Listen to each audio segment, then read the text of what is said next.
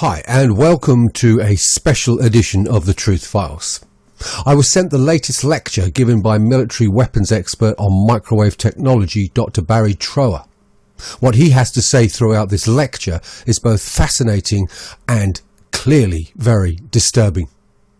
This is the most up-to-date lecture given by the expert Dr. Barrie Trower on microwave radiation at Exeter in the UK of January this year.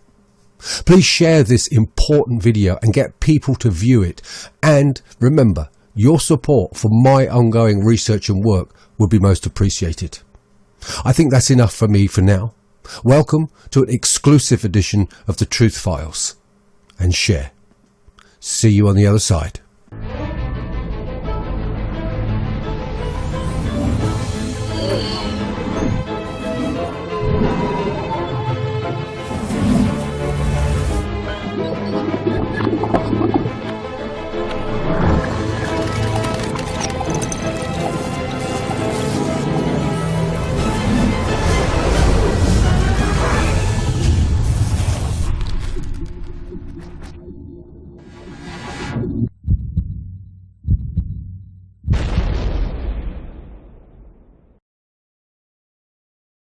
I'd just like to say a couple of things before I start, please.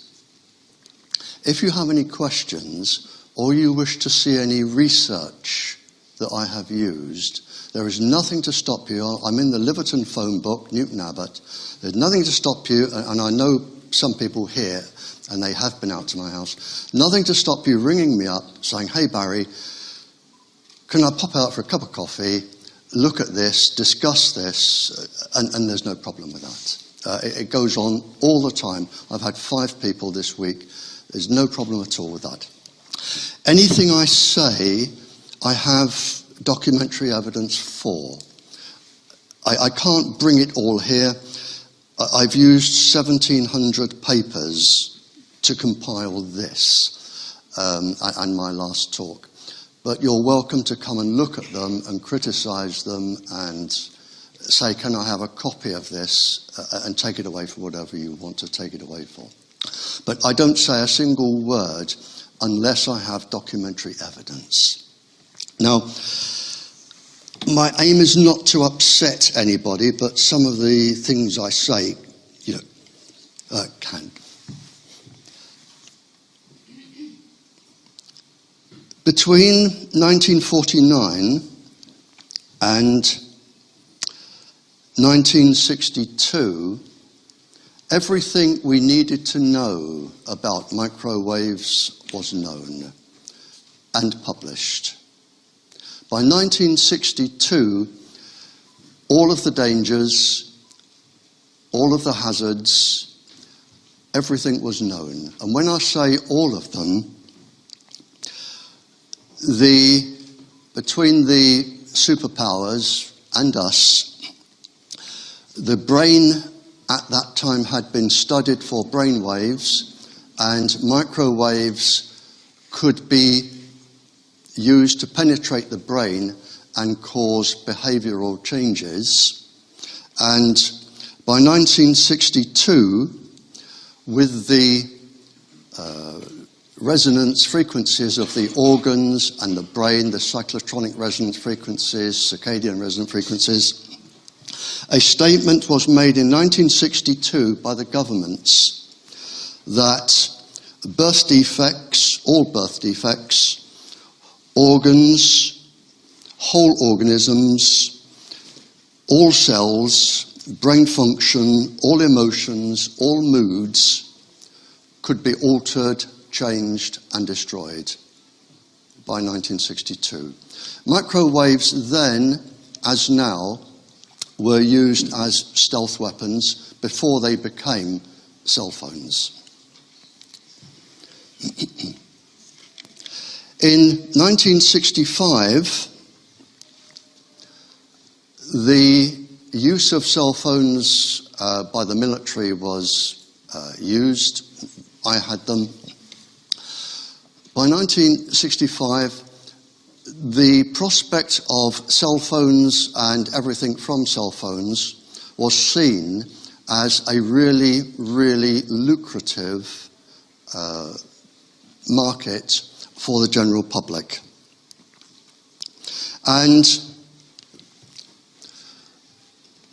knowing the dangers that cell phones could cause, the military are exempt. You do not have, in the military, when you sign, any danger that comes your way for using whatever, that's it. You don't have any recourse for that. But the general populations do. And the military and the industry of several countries, the United States, Canada, us, some of the NATO countries, Australia and New Zealand, the people got together and they knew that cell phones and all the other gadgets you have today, they knew they would not be allowed under the current safety limits. And we needed a safety limit that could never be taken to court and never challenged if these things were to progress. And in 1965, they adopted an old 1953 thermal level by an engineer by the name of Schwann. And in order to prevent being taken to court, the industries and the people who make the decisions, they adopted the Schwann 1953 level, which basically says if a certain weight of your tissue, either 10 grams or a kilogram, depending which way you are going, does not heat up by a certain temperature in 6 minutes, then everything will be deemed safe for a lifetime's exposure for adults, women, children, pregnant women, everybody. And the 6-minute thermal level is the one that is still used today. They totally ignored and put aside the electric and magnetic vectors of the wave and the harm that the electric and magnetic vectors can do. Oh, it's my stick, it's all right. Sorry. Thanks very much, thanks. They put aside all of the harm from the electric and magnetic vectors, so I don't knock it over again. Now, they interfere with the electrical conductivity of the cells, the electrical conductivity of the neurons, the electrical conductivity of the brain. They interfere with the resonant frequency of the circadian resonant cells, the cyclotronic ions. In fact, they interfere with everything. So all of those are brushed aside, and we stuck with the 6-minute thermal limit. Sometimes they extend it to 30 minutes, but basically it is a 6-minute, and that is what is in force today in 42% of the planet of what we are in that part today. So you have really no protection against the electric and magnetic vectors. And as I say, that is in force today. That comes from the International Commission for Non-Ionizing Radiation Protection, who advise what was the government scientists, now Public Health England, who advise government, who advise councils, and it comes all the way down, and it is still in force today. I will be coming on to 5G later. 5G is not new. 5G was causing a nuisance in 1972. The only thing new about 5G is its name, 5th generation. That's it. That is the only thing new. It is well documented. There are many research papers on it.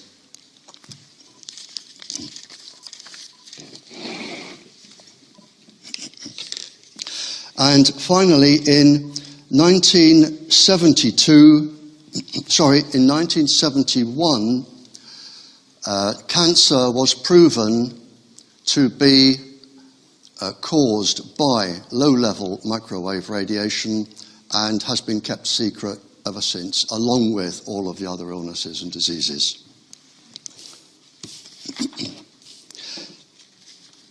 In the early 70s, this document was published. It was by the American military. It is top secret, classified top secret. And it lists 2,000 research papers, 2,000, and each of those took many, many years to construct. 2,000 research papers, because in those days the military did the research with the universities. And it covers all of the illnesses which you can expect to get and die from continuous low-level radiation. This, I think, is the most shameful document ever to be published. It is by the World Health Organization. We pay them to protect us, and we trust them to protect us. In 1973, the World Health Organization had a conference in Warsaw, Biological Effects and Health Hazards of Microwave Radiation, Below Thermal Radiation, which is what you have on your cell phones. 350 pages documenting harm to the ordinary person. 107 different chapters. Chapter 40 deals with cancer. I think 28 reproductive faults.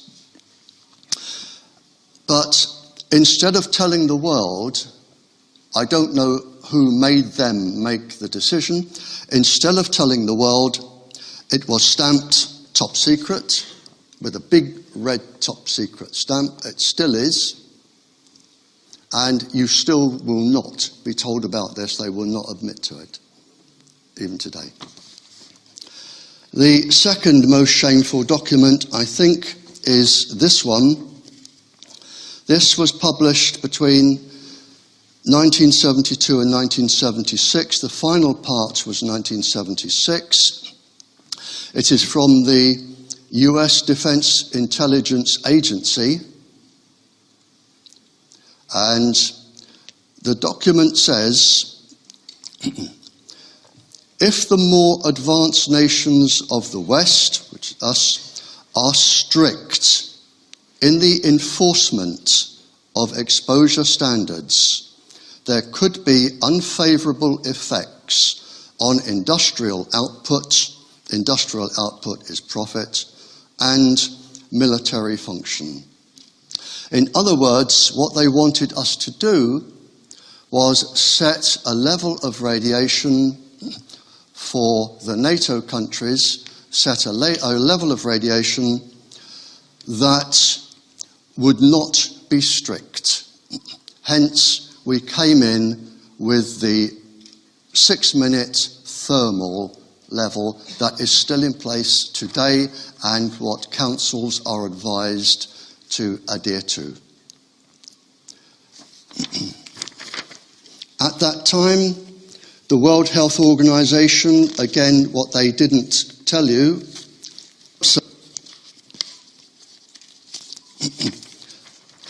on their website, or on their, what they had on these days, 80% of the published papers linked cancer to low-level microwaves. And the others, you had neurological damage, birth defects. There was no secret among the decision makers then. And every so often, generally when a new G comes out, a new one of the new makes of the cell phone, the International Commission for Non-Ionizing Radiation Protection, they put out an addendum to their original report, which clears the way for whichever generation it is coming out. There's a new one coming out in a couple of days to clear the way for 5G. This is the original, or a copy of the original International Commission document, and it is of interest to decision makers, all decision makers, excuse me,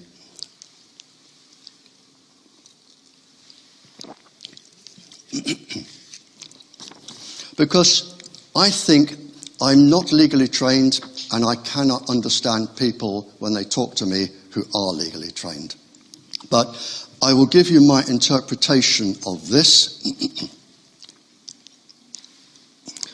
And this is for council decision makers and all other decision makers. They actually say in this that their recommendations are guidelines. They are not law. You do not have to adhere to them. They are guidelines. They say they only consider involving the heating of tissue. They go on to say, for example, children, the elderly, and some chronically ill people may have a lower tolerance for one or more forms of these microwaves than the rest of the population. They will be deemed sensitive.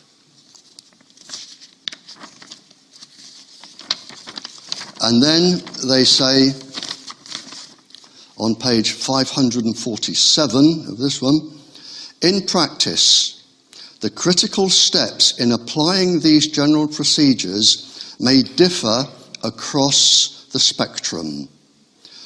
Several steps in these procedures require scientific judgment. For example, on reviewing the scientific literature and determining an appropriate reduction factor.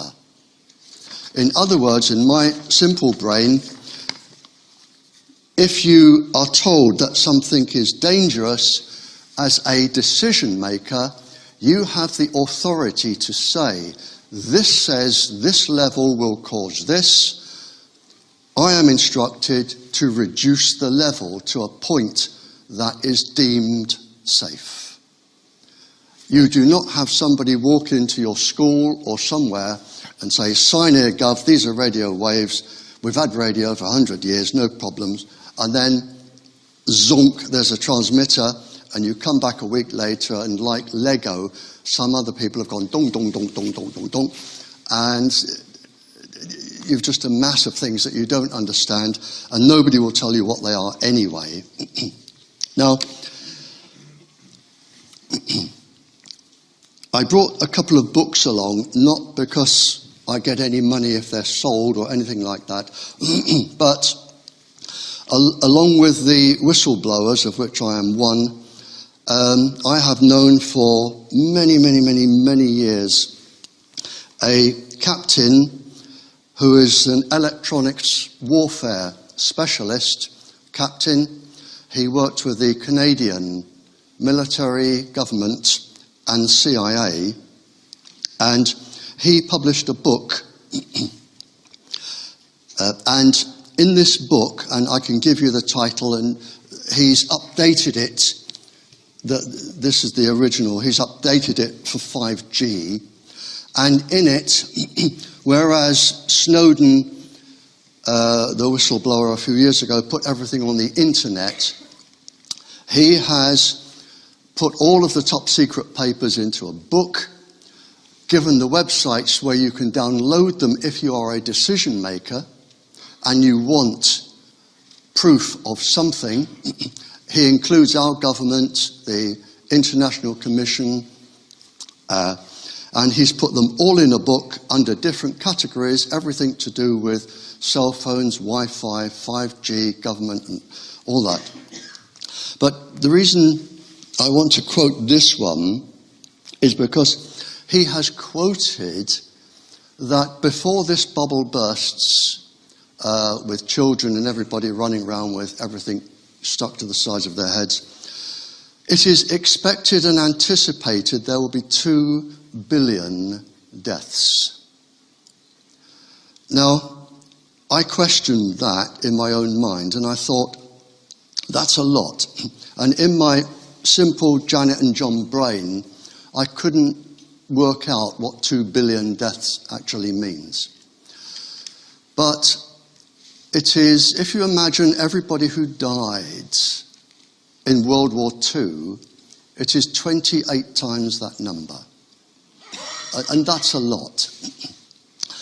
But when I started looking into this, I thought, well, I remember when I was teaching, and I remember the time in the early 80s when I said to my science class, and I said, we have just passed the 100,000 deaths a year rate in this country for smoking-related deaths.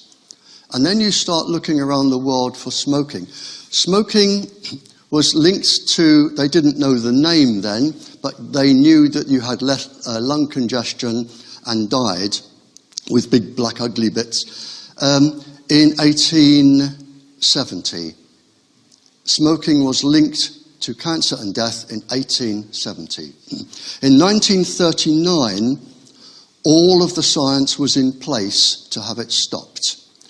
Then the government scientists and industry scientists, who are sometimes one of the same person, step in and they delay things for 50, 60 years, which is what happened to smoking.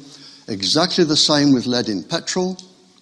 And there are many other examples. So when I looked at this, and I thought, well, smoking is probably comparable to 2 billion by now.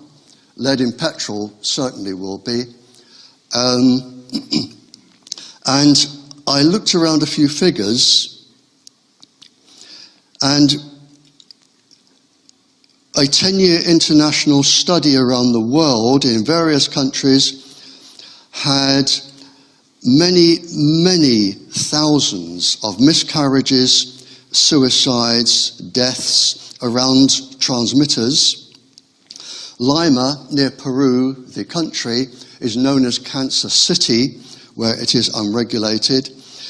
Just 2 provinces in India, they have 50,000 brain tumours in children, and 100,000 plus dead in the provinces attributed to mobile phone masts.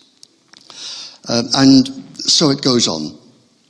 And when you start looking at examples like this, in a paper I wrote, and anyone can come out to my house and read it and copy it, in a paper I wrote, there was a survey done, I'm trying to think, probably 15 years ago,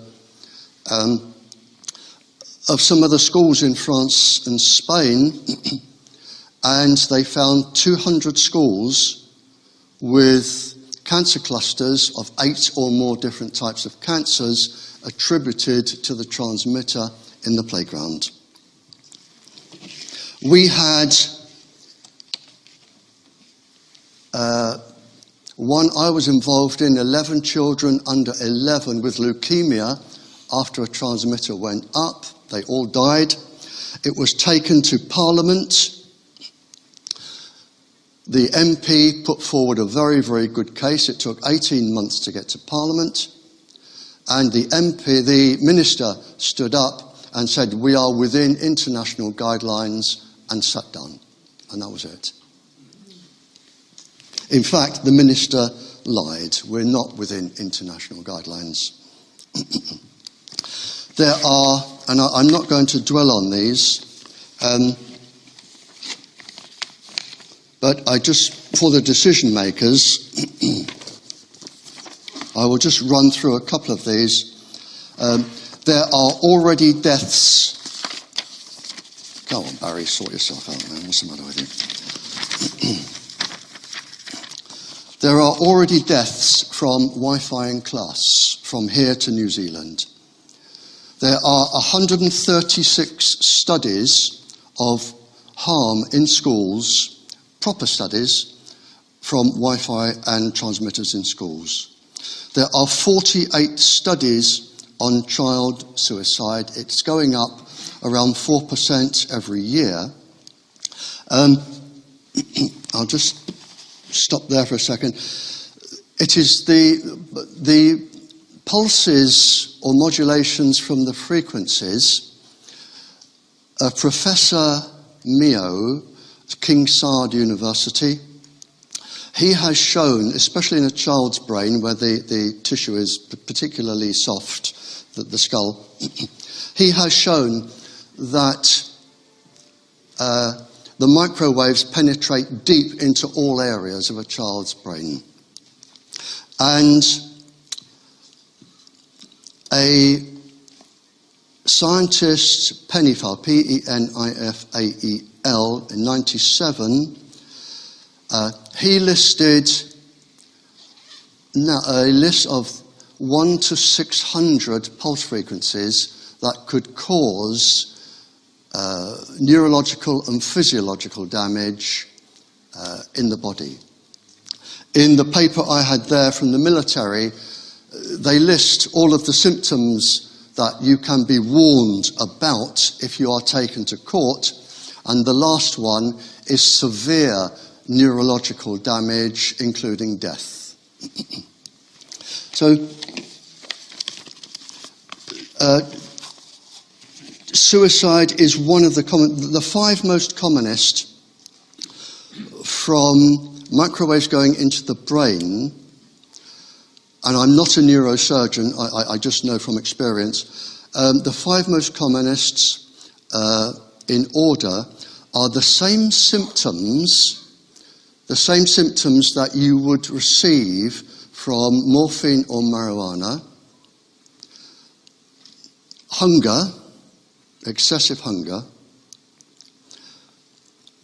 aggression, and if the pulse frequency is a certain frequency, which I won't say on camera, the aggression manifests itself as aggressive, suicidal sexual aggression. So you can get aggressive from the microwaves, and the particular pulse frequency will manifest itself as sexual aggression, particularly from men. And the last one is, I'm not a medical doctor, I describe it as the same symptoms as lead arsenide poisoning, where you just want to go to bed and die, and if somebody came in with a bag and said, "There's £1 million, go and spend it," you wouldn't be bothered. Those are the most commonest symptoms that you get from microwaves in the brain at varying degrees. And any neurologists here, I can run through the processes if you wish.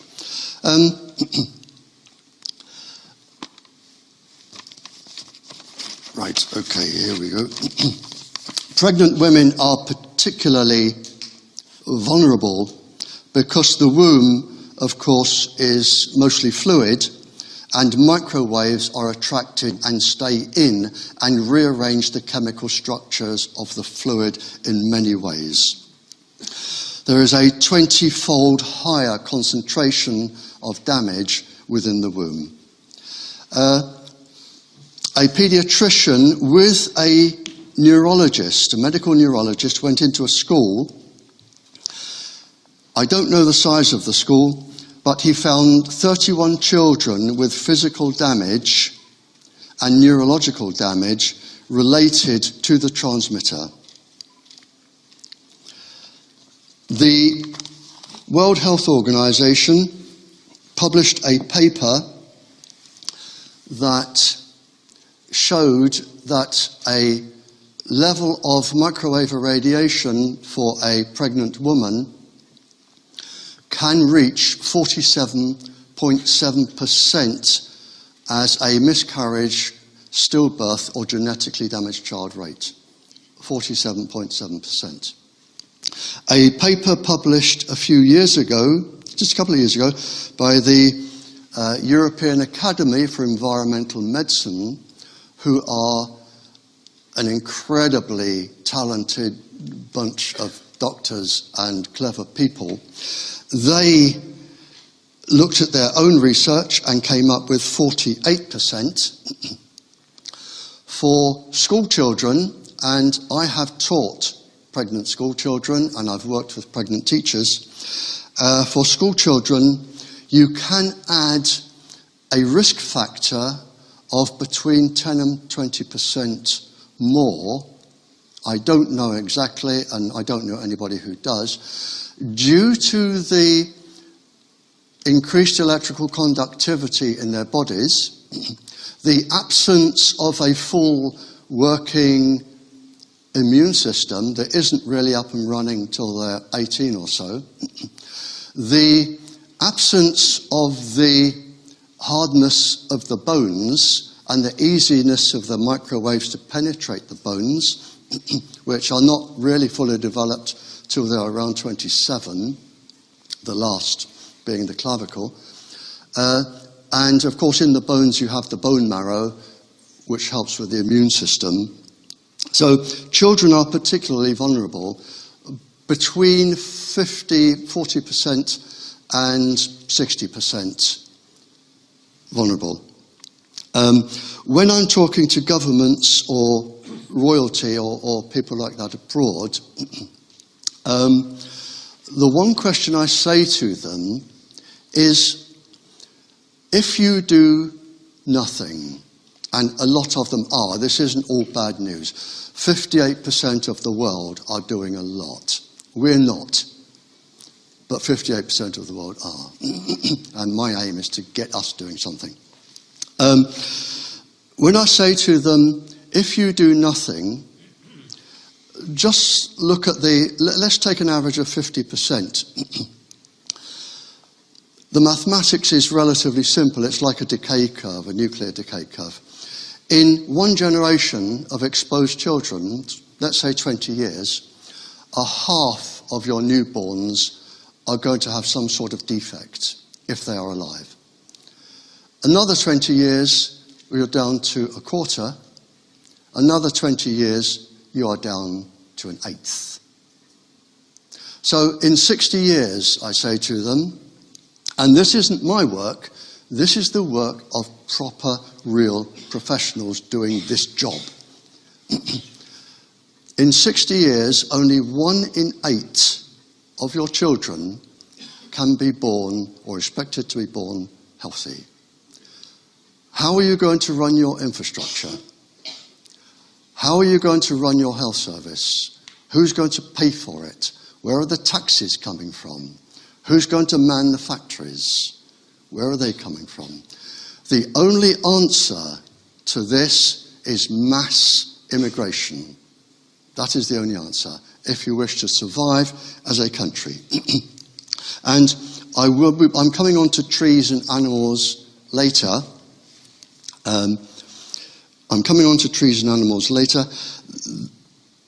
But it's worth mentioning here while I think about it. The scientists will know this, but we all have the same 4 chemical bases in our DNA. Any tree can read your DNA sequence. The nucleotides won't do it any good because it doesn't interest a tree, because a tree doesn't do what we do. But any tree can read your DNA sequence. And anything that damages our DNA, and if there are any professionals here who would like to know the sequence through the cell, I'll happily give it to you. Anything that will damage our DNA will damage all other living species' DNA, all of them, plants and animals. And the figures are showing this. And as far as I know, there are only 3 living things on the planet that seem impervious to microwaves. There are, as I said, 48 papers on childhood suicide, which manifests itself quite a lot with cell phones. There are as many papers on breast cancer, and I can't go into the breast cancer now, it is a mammoth topic, but I can do questions. I have a picture here which I won't show, but you're welcome to come and have a look if you wish, of a lady who tucked the cell phone into her bra. But breast cancer is a phenomenally high rate among people who carry cell phones in their handbags or have the metal stays in the bra. And finally, on this little section, a surgeon from Plymouth, a brain surgeon, questioned why the amount of brain tumours he was seeing did not match the amount he was doing, the operations he was carrying out. I need my glasses.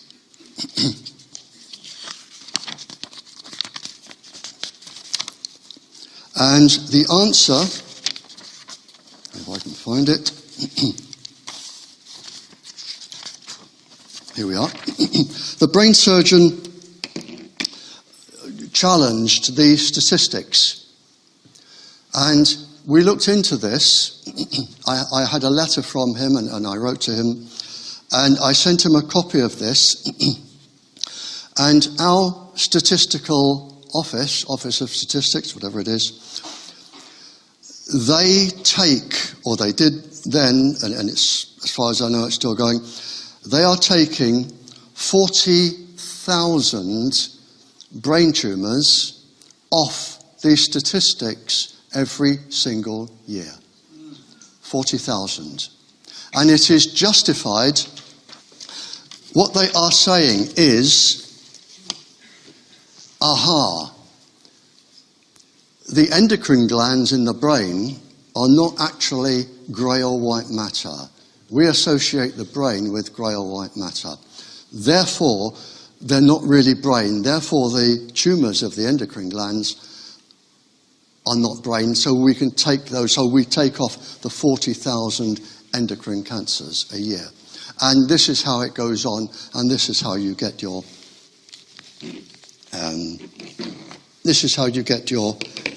figures down.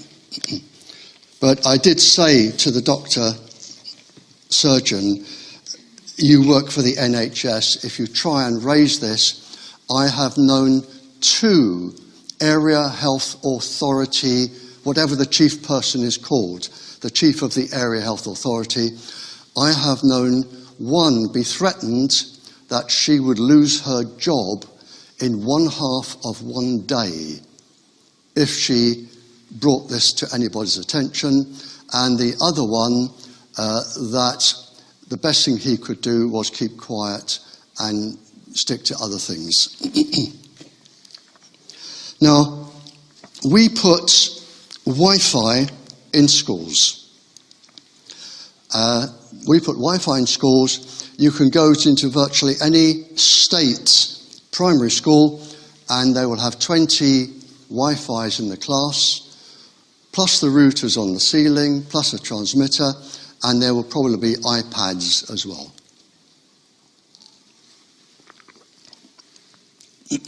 And they are all microwaves.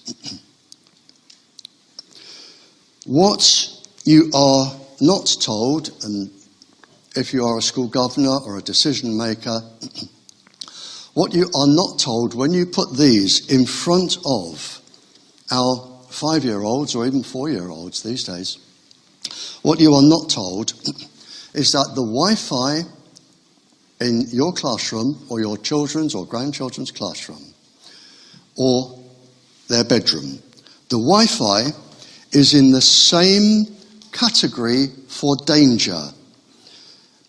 The World Health Organization, International Agency for Research on Cancer.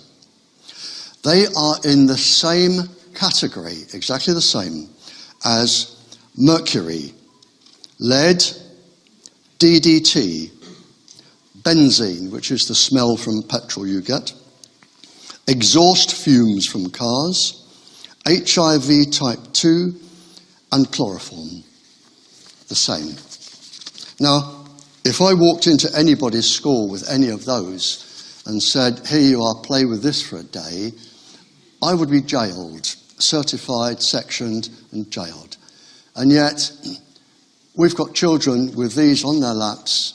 I think somebody worked out for 13 hours over a school lifetime or something. But the good news, the International Commission for Non-Ionizing Radiation Protection, they have been a very, very tightly guarded body, secretive. You can't join them, you have to be invited to join them. They don't answer to anybody, they are not elected.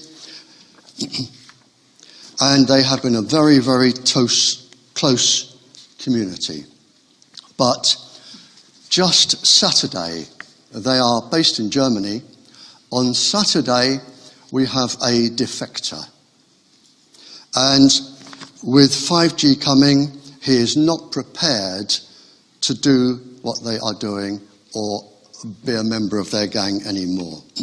And this arrived from Germany on Saturday for me, and he has said, and he has gone public, there are now 2 large, well-executed and solid studies that point in the same direction. Cancer from exposure from all of these technologies. The data in the large study which found clear correlation between exposure to mobile radiation and cancer rates shows even greater cancer risks than revealed in the first report. Therefore, World Health Organization hazard class 1 instead of today's class 2, which is the one I've just read. It is an airtight, argumented conclusion which supports an overwhelming amount of research. He is asking the world to upgrade the cancer certification from grade 2, which is mercury and lead and benzene, up to grade 1. He said the research substantiates that. Now, I'm going to finish off for 10 minutes, then we stop for a break. I'm going to just finish off with a few bits on Wi-Fi, because I think this is important, because these are our children and grandchildren.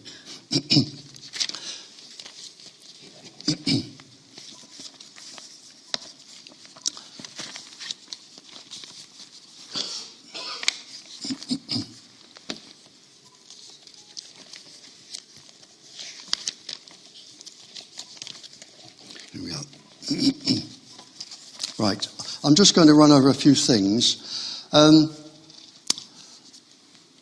am not alone in running around the world trying to do this. There are a lot of people doing lots of things, and we'll have some good news here. The industry themselves. Come on, Barry, sort yourself out. The industry themselves in the year 2000 studied the top 220 research articles and said that what they are putting out actually does cause cancer. The Council of Europe, 47 countries, 800 million people. Simple statement: ban Wi-Fi in schools. Dr. Annie Sasko, 22 years World Health Organization Cancer Department. Mobiles, cell phones and Wi-Fi will cause cancer.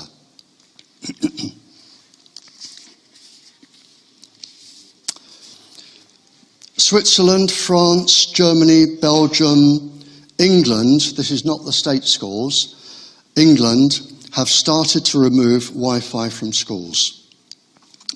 UNICEF, the big children's charity who care for children, decided to look into this, and they did their own study, nobody interfered, and they came up with their own conclusion. They found there was an 85% risk of brain and heart damage. And in fact, in Canada, I think it is, in the schools, they've had heart attacks from children from Wi-Fi, and now the classrooms have defibrillators in. 85% brain and heart damage, 36% epilepsy, 11% neurological harm, 82% blood, immune and fetal damage. Iceland, Cyprus, Italy, Canada, Russia, USA are either removing or starting to remove Wi-Fi from schools. Okay. Finally on this, just two things. I think this lady, internationally, she is renowned for being particularly clever. And I'd like to read just what she wrote here. She is a pediatric neurologist, Dr. Maya Klein, and she has said, pregnant women deserve to know that wireless radiation can have an impact on the developing brain. We're seeing alarming increases in the number of children diagnosed with neurological disorders over the past decade. And finally here, I've got an article here, I won't take it out and show it to you. It's a very large article published in a science journal, and because he was so worried, and with no disrespect to some of the people here, and I know some of the people here because I know them, are recognized nationally and internationally for their knowledge. With no disrespect to the people here, Professor Yuri Gregoriev, who is chair of the Russian Federation for Nuclear and Atomic Sciences, and probably the most knowledgeable person on the planet concerning microwaves and harm, he came over here for one specific purpose. He wanted this article published, which it was, and he gave a lecture, and he wanted to warn our government, do not put microwaves in schools. Do not put Wi-Fi in schools. Wi-Fi will have severe neurological damage and physical damage to our children.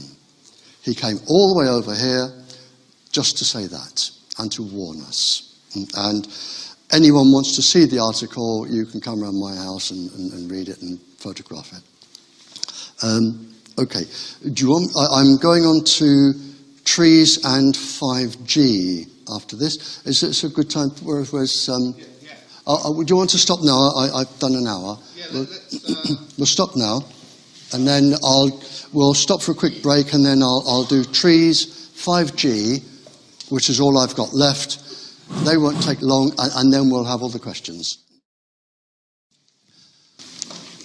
Before I start with trees and 5G and animals, I just want to mention these books. As I say, he is a whistleblower, but this one, the updated one, you can now get off Amazon. So if you ring up Amazon or do whatever you do on a computer. I don't have one. It'll probably be there next day. And this one you have to send to Canada for. But I brought this one specifically because there is a chapter here for decision makers, counsellors, decision makers. I just want to read this bit here. And everything in here, you have the website and everything you need to get it.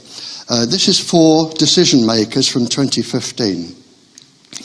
And it says, school districts, boards, medical health officers now know Lloyd's of London will not provide liability coverage for injuries, directly or indirectly, arising out of, resulting from, or contributed to by electromagnetic fields, electromagnetic radiation, radio waves, noise. This applies to Wi-Fi and all wireless devices in schools.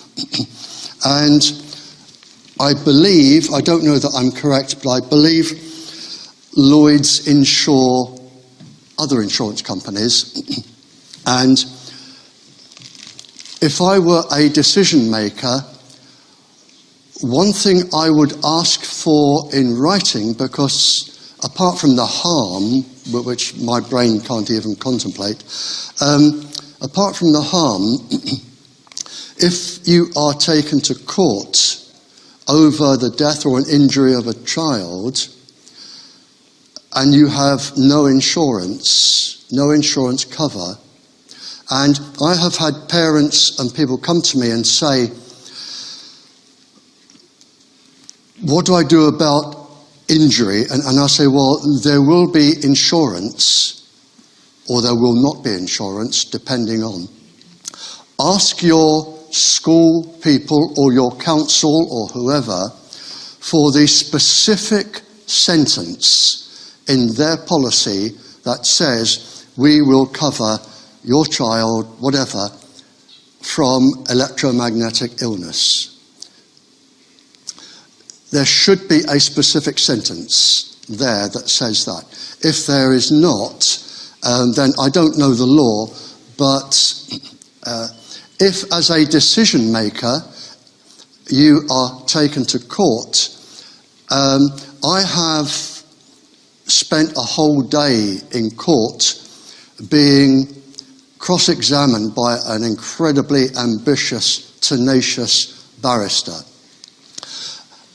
And I was defending a girl who did not want to have an unhealthy child and wanted Wi-Fi taken out of school.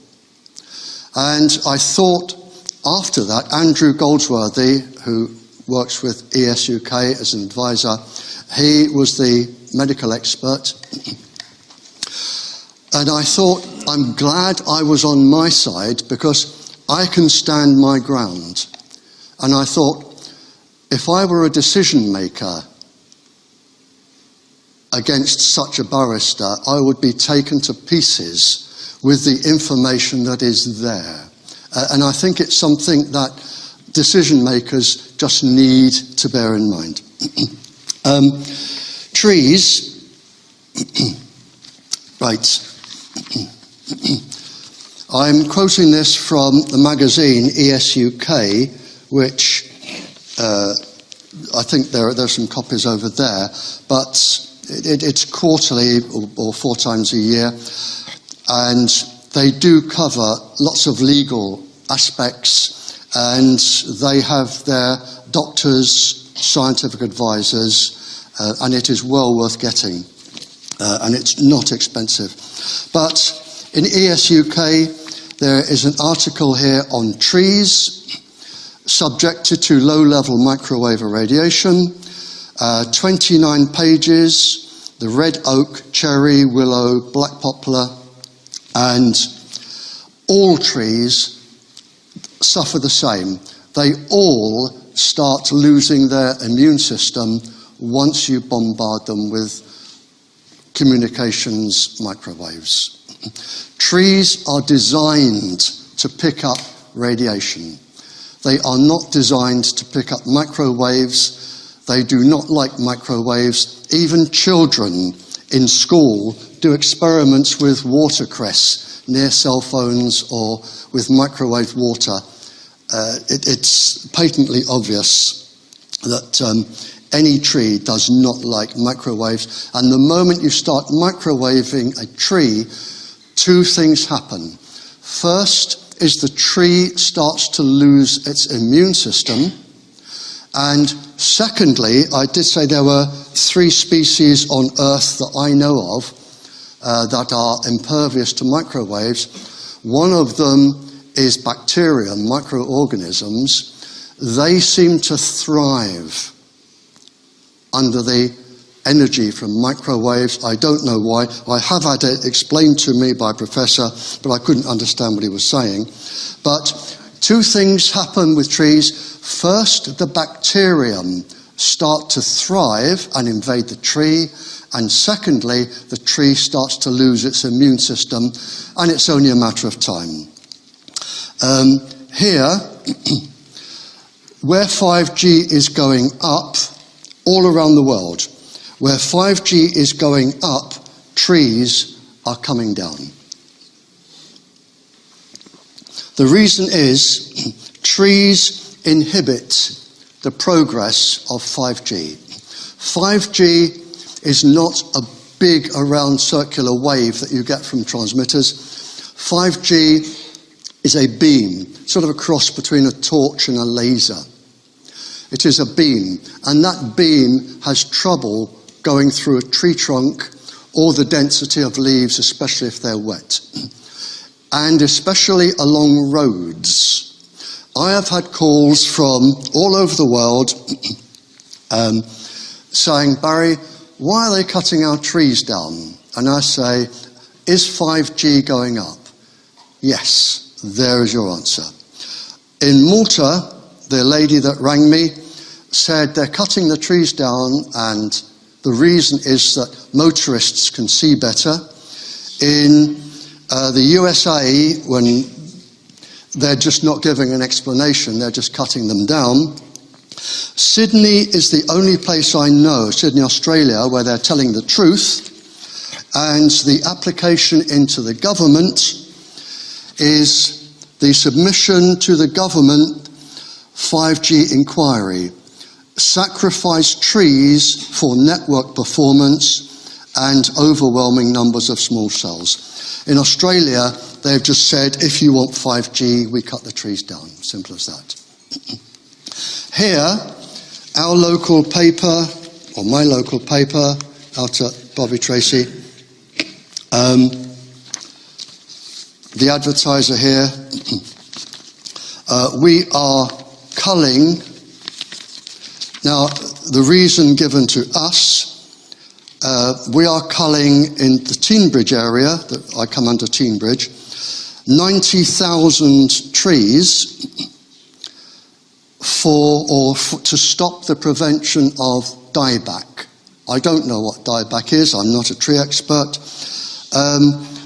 but we are cutting down 90,000 trees, and we are also cutting down, it is 440,000 trees along the road so that they do not pose a danger to motorists. Now, I wrote a letter to the newspaper along with a lot of other people. Mine is here.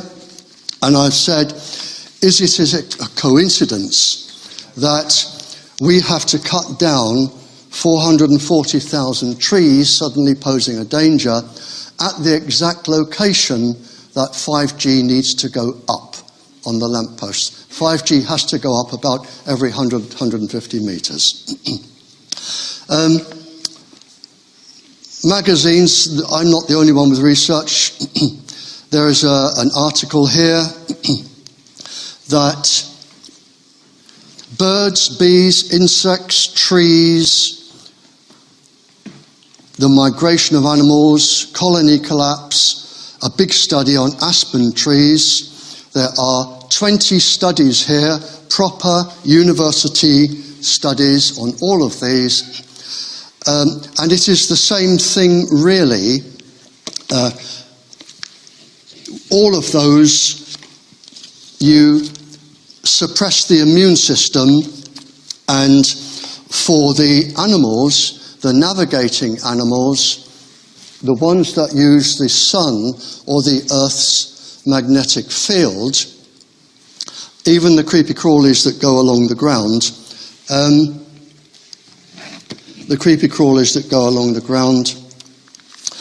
they use navigation from the Earth and from the sun.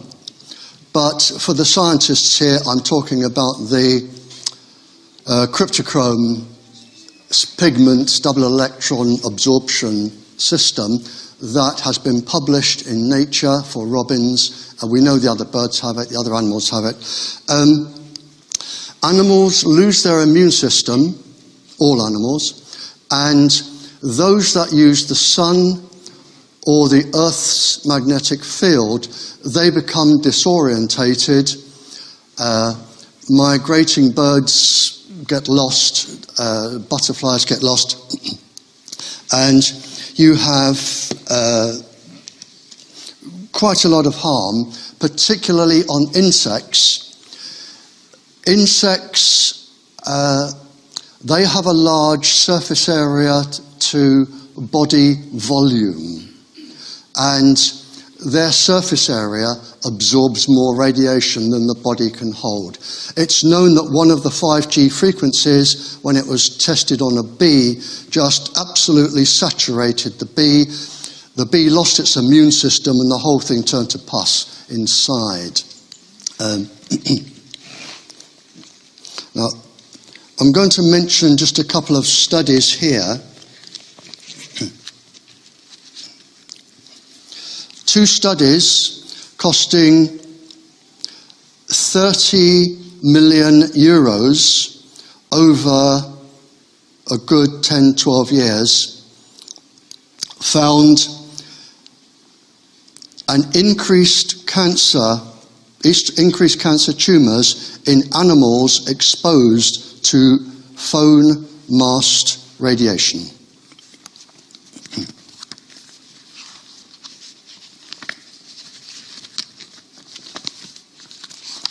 Okay.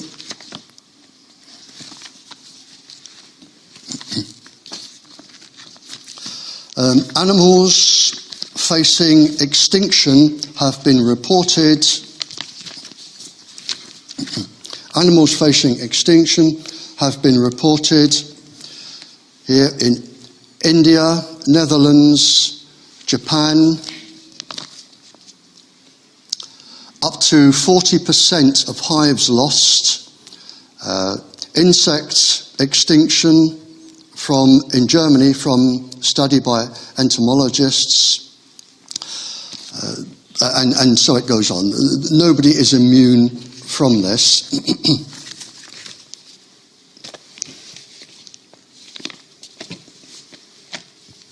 Okay. I have given the Glastonbury Festival, I have given 2 of the Glastonbury Festival environmental lectures. You're welcome to come round and get them if you wish, but one of them has over 8,000 research articles on animals and a 20-page laboratory study citing the suppression of the immune system from ordinary low-level microwaves on cows, cats, dogs, hamsters, whales, birds, bees, bats, butterflies. Over 8,000 studies there.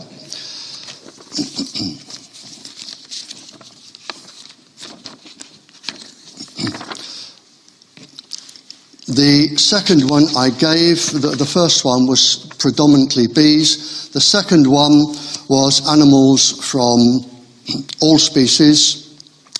I quoted 14 properly, independently peer-reviewed university studies saying the same, And this isn't a UK problem. There's a lovely gentleman here, sends me a picture of his hives every year. He is a priest. He is a priest living up in the mountains, the Rockies in the Colorado mountains, and he sends me a little letter every January with all of his hives. And to show this isn't just an English or UK problem, they are fighting a battle. The beekeepers are fighting a battle, and every year he tells me what he's doing. They're putting special protective coating on, or doing this or doing that, or moving them. But he sends me a note saying what he's doing to try to protect his bees, along with all of the other United States beekeepers.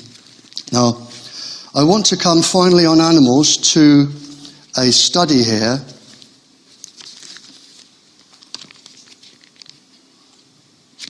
To a study here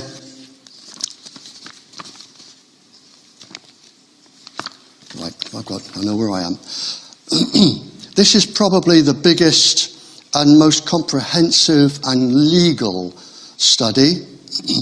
This is a 15-year study, hundreds of papers, a 15-year study. Mount Nardi and Mount Matheson World Heritage Site in Australia.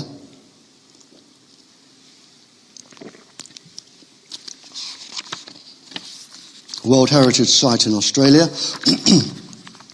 The study was for, and this is a legal study, for the United Nations Educational, Scientific and Cultural Organization, UNESCO, the International Union for the Conservation of Nature. And the conclusion over Mount Nardi, Mount Matheson, they only had 105 transmitters, which isn't that many, over 15 years. And I've never seen anything described like this before. They said, over the last 15 years, this affects not only the top of the life chain species, but they are devastating the fabric of the community of the world heritage, causing genetic deterioration in an insidious, massive, and ever escalating scale. To truly understand what these studies reveal is to stare into the abyss. And I've never seen the word abyss in a scientific paper. And I thought, I'll just look it up in my Oxford dictionary to get the proper meaning, because this is coming here with our nature. This is coming here. And under my Oxford dictionary, under abyss, it is an abyss of despair, a catastrophe, primal chaos, hell, and a bottomless chasm. Now, you can choose any of those, but it doesn't look good. Now, I summarised the whole of the document, and I've summarised the document down here, but these are groups of species. These are not species. Some of these are 66 and 86 species.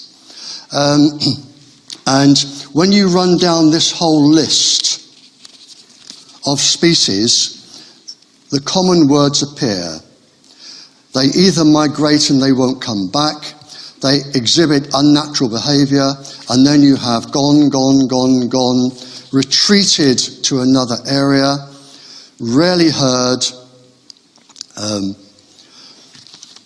gone, moved to the valleys, and we're going right down with birds, butterflies, wasps, ants, termites, bees, frogs, you name it, they're all there.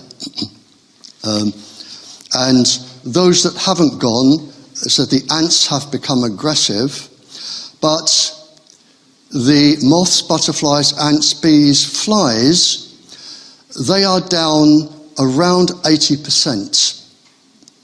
And some of the other creatures here, like the grey thrush, they list as rare, and there are several rares. But the problem is not whether they're rare, but whether you have enough species left to regenerate. And this is before the 5G satellites start coming overhead and beaming down on them. All of what I'm doing now is 5G. And I have an important quote here because I think it can be useful from Bug Life. And I want to tie it in because there may be a solution to this.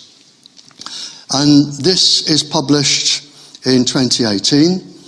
However, the charity Bug Life warns that despite good evidence of the harms, there was little research ongoing to assess the impact or apply pollution limits. That is not true, actually.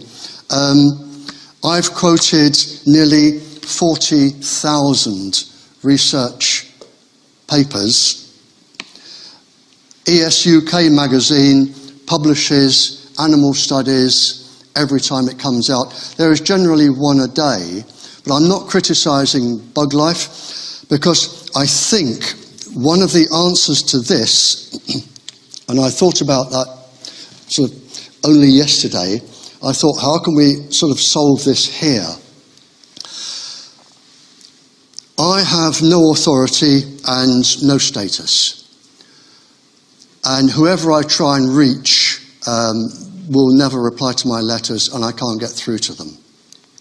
But charities like Bug Life and the charities that control birds and the charities that look after the woodlands, they have, I don't know what you call them, but people who control, what's the word I'm looking for? The people who, like Prince Harry and all those.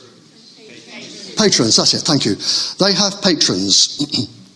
And if, and this will be going out, if the people who have animal charities and tree charities, if they go to their patron and they can ask their patron for me to come to them, I don't care where I go, my own expense, if I can go to the patron just for an hour, the patron, although the patron may not be able to do anything, the patron may be able to meet somebody at a social event that I would never even be let in the gate to, but it would meet somebody at a social event and say, hey, we've got this bloke here, you really want to talk to him, and we may be able to get a decision made.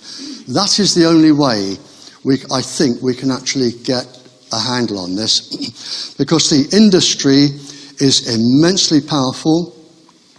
They stand aside for nobody. They have the money. They have tens of trillions of dollars. They can buy anybody. They can buy the scientific results they want. And finally, the last thing on trees that I think is immensely important, because the moment these went up, we started to lose our trees, and I haven't seen the research, but I bet if anybody starts looking, you will see that tree diseases are slowly creeping up over the last 20, 25 years. They have to. But what people don't understand about trees, and I'm going to put this very briefly, 70% of a fish is tree. The reason is when the trees shed their leaves, all of the broken down goodness gets washed into the streams, the rivers, the sea. It is fed on by microorganisms and bacterium, and they get fed on by bigger things and bigger things, the food chains, the food webs, and into the fish. And any fish, any 70% of a fish is generally tree, or the goodness from a tree. But there is a very important fact here. Among this enormous chain of microorganisms, you have tiny little microorganisms called coccolithopores.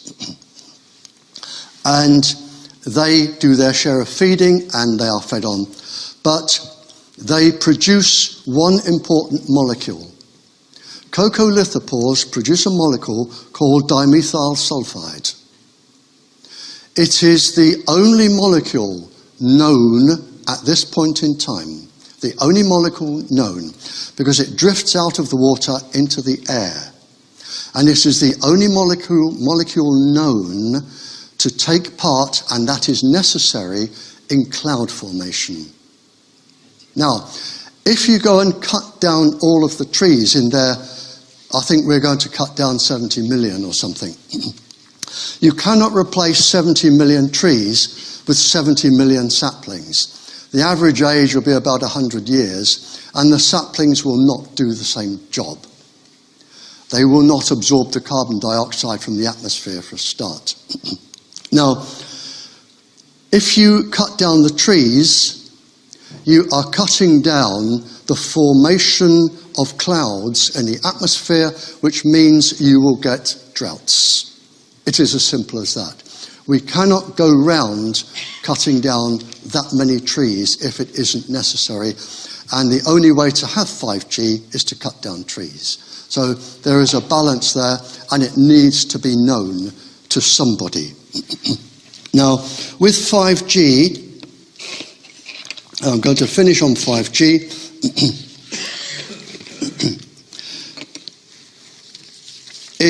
When I spoke in Totnes not too long ago, just before Christmas, somebody was disagreeing with me, saying, we don't have that and we don't have that, and no, we don't. But it doesn't say that we will not have it. There is a lot more to 5G than just putting up little boxes on lampposts. 5G is the new generation. It is not a wave, it is a beam.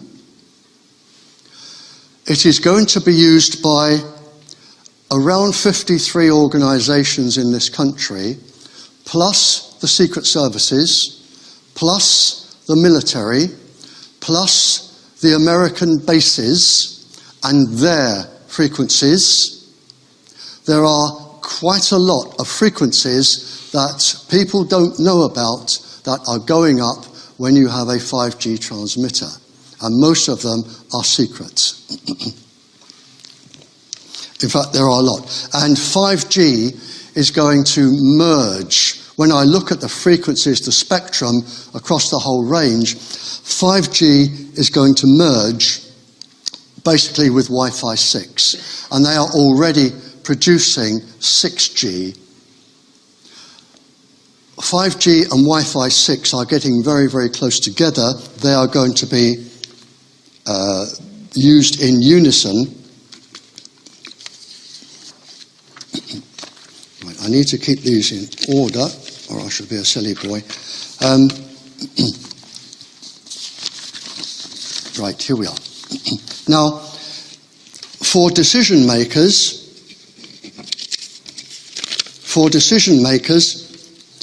two of the world's leading professors in this area wrote a letter to all of the Nordic prime ministers.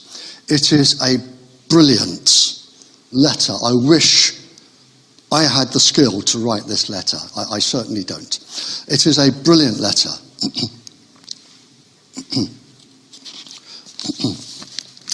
But before the letter, I just want to... What do I want to do? I want to read a legal opinion from an international attorney at law office regarding 5G. This is for decision makers, and it says, and you're welcome to pop out to my house and get all this stuff. It says, a international firm of a law firm. It is the conclusion of this legal opinion that establishing and activating a 5G network as it is currently described would be in contravention of the current human and environmental laws enshrined in the European Convention of Human Rights, the UN Convention on the Rights of the Child, EU regulations, and the Bern and Bonn Conventions.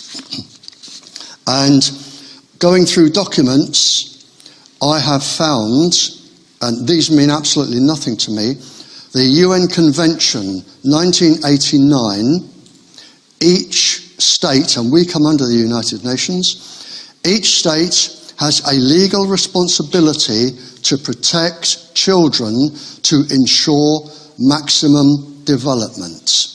Articles 19 and 6. If you want to go to your school and quote the law, there you are. The Children's Act 1989, Part 3, Section 17. There is a legal obligation on local authorities to protect children against harm or the risk of. This stands apart as a likelihood or perceived risk is all that is necessary. It does not need proof.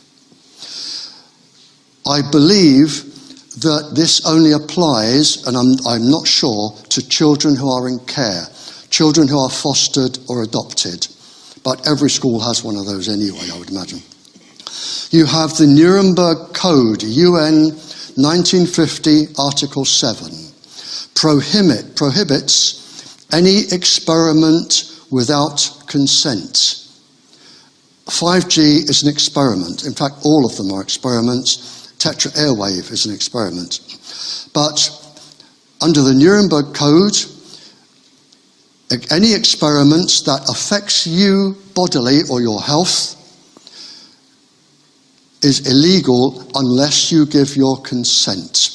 There is only one exception, and I've only known it to be done once. Any doctor can experiment on his or herself. That is the only exception. That's Part 5. Under EU law, a strategic environmental... Now, whether we are agreed whilst we were under EU law, I don't know. A strategic environmental assessment should be carried out before 5G. And if there is a problem and it wasn't carried out, the polluter, in other words, the decision maker, pays the principal or the costs for the clean-up. And that can be millions. A legitimate government must preserve the right to life, liberty, health of all of its citizens. That is the Treaties of Civil Government, Second Treaties, Chapter 2. And finally, the Health and Safety Act 588, law in this country, 1st of July 2016. Employers must protect those of higher susceptibility, monitor health for electromagnetic radiation, both thermal and not thermal. For example, auditory sensory disturbance, change in brain function. That is the law. The letter from the two professors to Nordic populations that it is a mistake to assume that the populations are experimental guinea pigs for a largest ever biologically experimental guinea pigs for the largest ever biological experiment on humans. Such experiments are totally unlawful according to the Nuremberg Code, the Declaration of Human Rights, the Declaration of Children's Rights. According to the polluter pays the principal, the polluter pays the principle, has to pay for all harm they have caused to humans. Now, an experiment was carried out on 5G. An experiment was carried out in Russia, and I'm going to speed up these last bits. In 1977, I have the paper, an experiment was carried out on animals and humans using 5G. I won't go into the units, but the radiation level, the humans and the animals were subjected to was at a level of 62. They were subjected to a level of 62 for 15 minutes a day for 60 days. In other words, 15 hours. That's it. You can legally, under the International Commission and our government, under the thermal regulations, you and all of the animals and all the trees, if 62, and I'm going to list the illnesses caused from a level of 62, you can legally be given for 24 hours a day, non-stop, forever, a level of 140, more than twice. The professors listed damage to the skin, liver, heart, brain, adrenal glands, blood. The fetus, children, stem cells, human sperm, honeybee. And that was just from one paper. There's the paper. It's a top secret paper from Russia that I had sent to me. So with 5G, I can't really, if I can show it to you very quickly, if I can find it very, very quickly. There we are. With 5G, as I hold it up to show you, on the right is a normal transmitter, and on the left, as I show it to you, you have the pulse of the 5G signal. And you can, if you want, you can get there's an excellent article on 5G. This is from ESUK magazine, which you can download from the internet. This is a really good, because it goes into the frequencies and everything. If you want it, it's the ESUK magazine, Summer 2019, Volume 17, Number 2. And if you can't remember that, give me a ring tomorrow and I'll have it by the phone and I'll tell you. And one last thing about 5G, and this isn't known by most people. Two things. One is that there is a paper by the World Health Organization that one of the 5G frequencies is known to cause eye damage and skin cancer. That is published. And there is something which is being tried. I get lots from the universities, because believe it or not, the university people developing this are more scared about what they're doing, whereas I'm prepared to take the risk. There is, the mathematicians and physicists will know this. It is called the, if I can remember it, it's called the Brillouin precursor. It's what is being tried out. It is a 1 second pulse that will precede the laser beam. It is a 1 second pulse that will precede the laser beam, up to 10 gigabyte in strength. and you really, really don't want anything like that flashing across your eyes or your skin. Nothing does.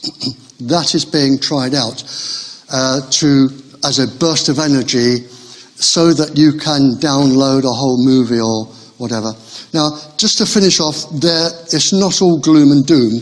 There is a very simple answer to this, all of this. There is a solution.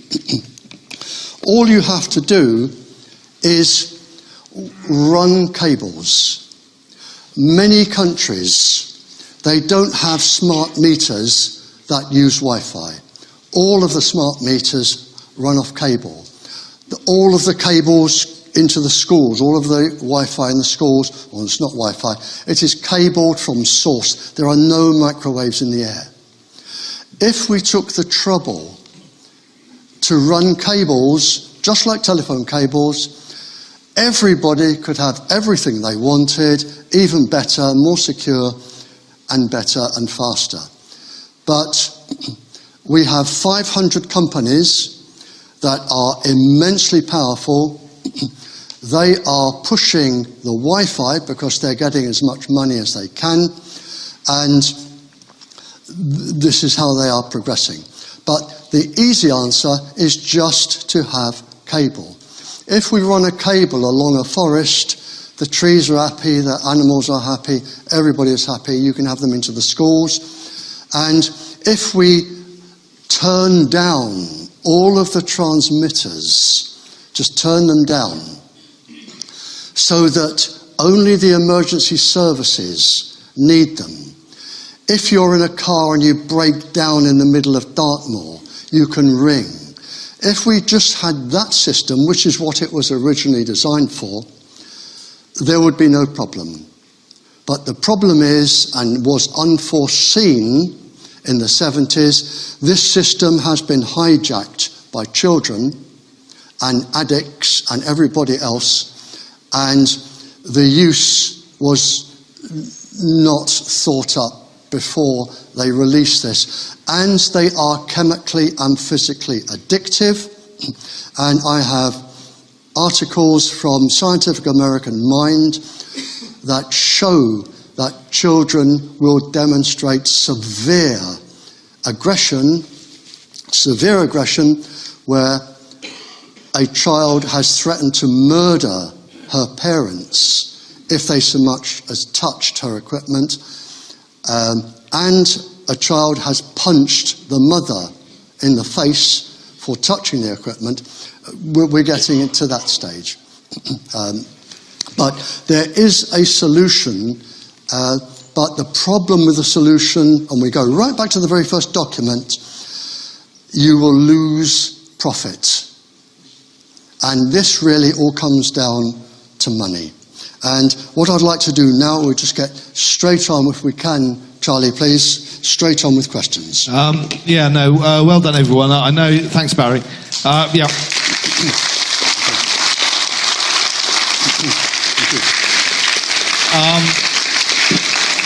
You're all doing really well. It's hard listening to this stuff.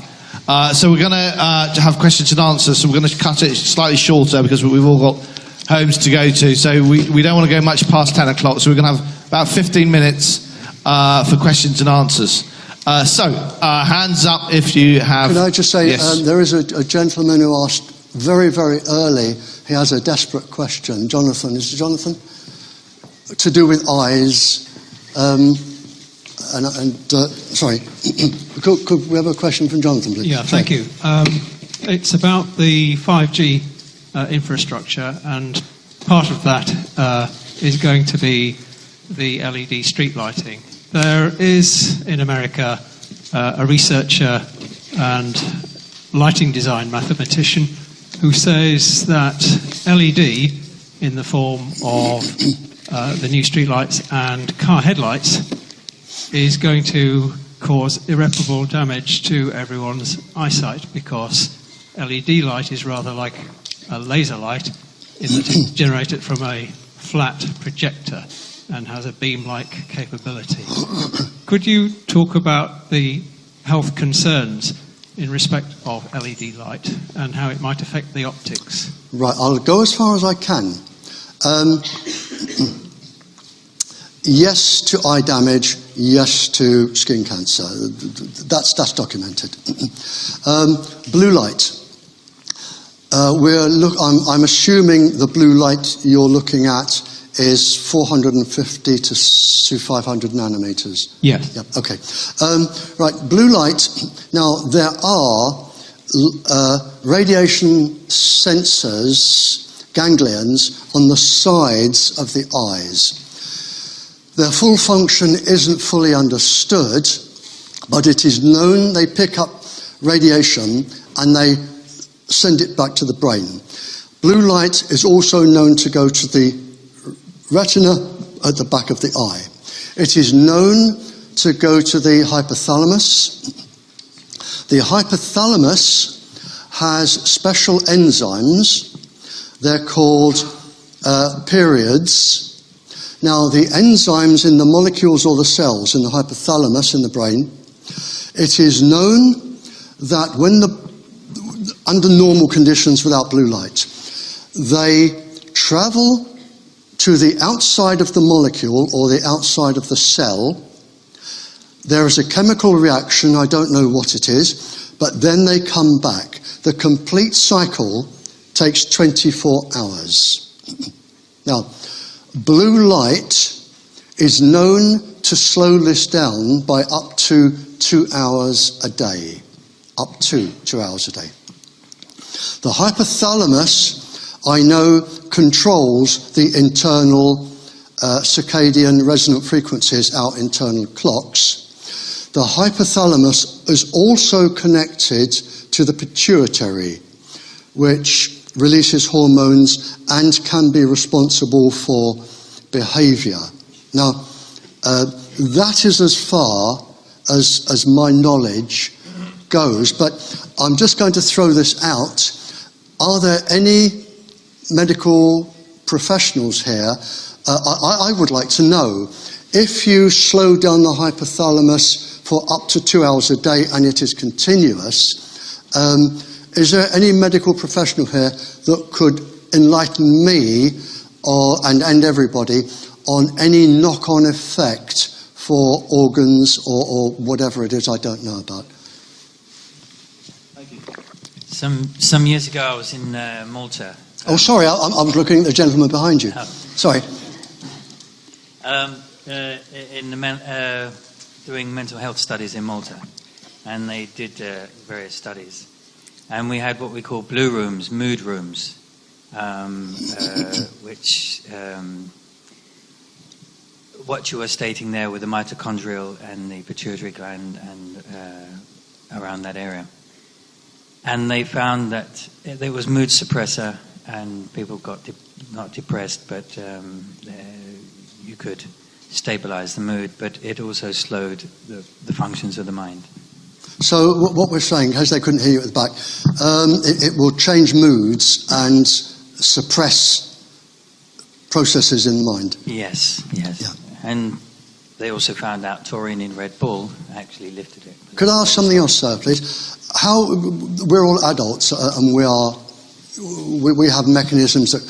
How would that affect sort of? And I'm thinking of a teenager who is adolescent and probably is not in full control of their emotions or moods. Could you guess or give a professional opinion of how that would affect an adolescent? I'm not quite on that level, and I'm going back 5 years for this study. But it certainly would affect the stability of the mind anyway. It does, and actually my son is 8 years old in Exwick Primary School, and I've noticed a mood change due to Wi-Fi activity there. Yeah. But there were 2 pills, and one of them is kind of banned in America now because of this. But I can't remember the study, so I don't want to quote myself. Can I just add one thing to that, sir? I do know that in China they have opened up medical blocks now for this specific thing for children and mood changes. And the professor has written a brilliant paper. I can't remember his name. The professor's written a brilliant paper, and in the clinics right across China, the youngest child he's treating is 2. I can believe it. For addiction and mood behaviour. Sorry. Okay, questions? Well, I've got a quick question for the audience. Put your hands up if you are now suffering from tinnitus. Yeah, if you weren't 5 years ago, but you're now suffering from tinnitus, put your hands up. Right up. Everyone can look around. How many people is that? That's, I don't know, that's 20%, 30% of the audience. Okay, any hands down? I'm back at school now. Questions? We have one question over here. I'm going to pass the mic to you. 2 quick questions. First, you said there was 3 organisms that were immune, and you said one was bacteria. What were the other 2? The first are, and I don't know whether maybe somebody here will know, whether they are microorganisms or bacterial or what. They're called tardigrades, and NASA has beamed them into space and brought them back, and they've just come out of their little cocoon and thought, well, that was a nice rest. They seem impervious to everything, and the other the bacterium thrive, and the other was scorpions. Oh, scorpions. Oh, that's interesting. And the other thing was, with the microwave technology, was it actually being worked on by ARPANET in the 50s and 60s? Sorry, ARPANET. Was it being worked on by ARPANET? The US ARPANET, the defence people who... I'm sorry, I can't understand the question. In the 50s and 60s, was it worked on... By ARPANET. What's ARPANET? ARPA, A-R-P-A. They were the defence, sort of, a lot of their work was secret. I don't know. I'm sorry. Oh, right, okay. I don't know. Because you said that you were working on Cold War microwave technology. Yeah. The 1949, by 1949, they knew the brain frequencies, and they were changing behaviour just by beaming microwaves into animals and human brains. The only organisations I know are the Soviets, the CIA. We worked with them, but I don't know that particular acronym. Sorry. Any more questions? Well, we have no more than 10 minutes. Sorry. Hi. Thank you for the evening. It's my pleasure. The presentation. Thank you. I just wondered, is there any truth in the idea that this is also not just about money, but a weapon of war, and an idea of depopulation, which is their intent? That is a particularly... Is it a deliberate method of depopulation or a method of war? You've heard of HAARP, H-A-A-R-P in Alaska. Manipulation of weather? That can be used. I'm not saying it is or it has. It can be used because the microwaves can be any frequency, and they only need to tune it to a brain frequency, and it can be bounced or reflected off of the ionosphere, which is hydrogen and helium, down to any part of the planet. And there isn't one HAARP, there are 16 around the planet. They can be used to change weather. They can be used for bacterial warfare, and I can't go into how and why now. They can be used to cause illness, but yes, they have been used. The Soviets microwaved the Americans. Recently, in one country, the American embassy was microwaved. Cuba, yep. We microwaved the Catholics in Northern Ireland. The Americans microwaved the ladies at Greenham Common to give them cancer and make them sick. But now, and I'm not going to mention the country or the countries, and why I like this is because I would like this to go out, and I would like people to take notice in these countries.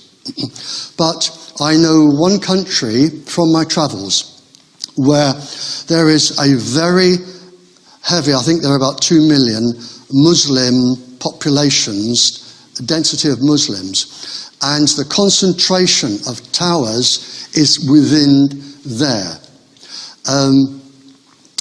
There are other areas of the planet where the extremely wealthy, and I'm not trying to start a civil war here, but they are exempt microwaves in their areas. There are areas of the planet where particular densities of poor, and I've been to them and I fought a case for them and we won, and I had the king backing me, where the transmitters were always put in the poorest, densest areas. So you could argue that, but whether it is deliberate, I'm not in the mind of the decision makers. So can we take one more question quickly? You know, they're doing the small cells, 5G small cells every 100 metres, every 200 metres, and if you thought of it the other way, not faster download speeds, but if you thought of it, you had an AK-47 on every street corner, you might think again about 5G.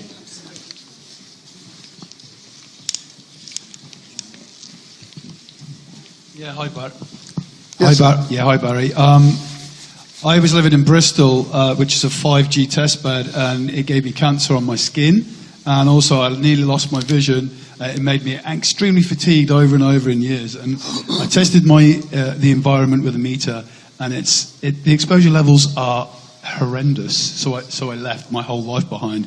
But my question to you would be, how do we protect ourselves from this stuff? I'm seeing a lot of products on the market that are giving out waves, like Blue Shield and stuff like that. Are these things actually working for us, or is there nothing to save us from 5G if we don't get it stopped? Protection, it can be very, very costly. As far as we know at the moment, and may I say that is a brilliant question, and I only had the information, some of the information, yesterday from China.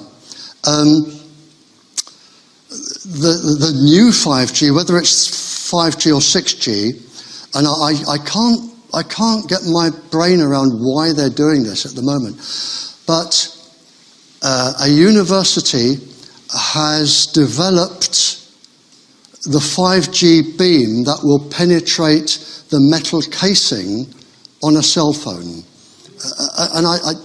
But my first thought was, well, if it can do that to the casing of a cell phone, what will it do to your eyes or your skin? And what is the purpose behind it? But at the moment, 5G you won't pick up on any of your acoustometers anyway. The mathematics for the beam is so complex that I don't know a mathematician in the world that can actually decipher what is actually inside the beam. There are many hundreds of frequencies being tested and tried. I don't know a single safe one. I can't think of any form of screening that will stop 5G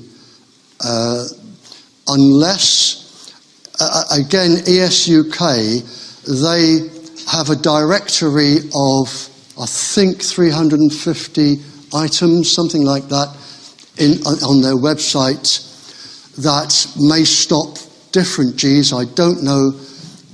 5G will not penetrate far into the house.